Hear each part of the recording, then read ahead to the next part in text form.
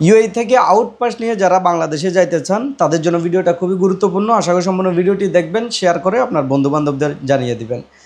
প্রথমে বলে নেই, ইউএইতে অনেকের প্রচুর পরিমাণে ফাইন চলে আসছে, হয়তো ভিসা লাগাইতে পারতেছেন না। এখন ভিসা লাগাইতে হলেও ফাইনগুলো দিতে হবে, দেশে লিগ্যালভাবে যাইতে হলেও কিন্তু ফাইনগুলো দিতে হবে। এখন তাদের আউটপাস ছাড়া কোনো গতি নাই। আর একবার আউটপাস করলে আপনাকে আর আসতে দিবে না, ইউএইতে কোনো দিন আসতে দিবে না। যদি কোনো এক সময় সুযোগ দেয় সেটা হবে ভিন্ন।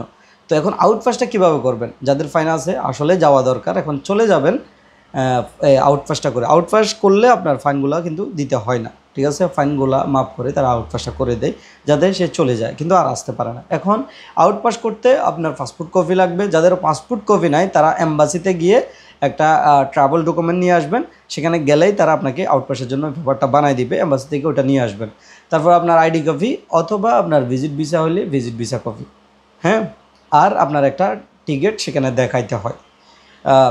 এটা দুই ক্যাটাগরিতে আছে, একটা হচ্ছে দুবাই স্টেটের, আর একটা হচ্ছে অন্যান্য যে স্টেটগুলো আছে আবুধাবি, আজমান, শারজা, যা যা আছে সকল স্টেটেরগুলো একরকম।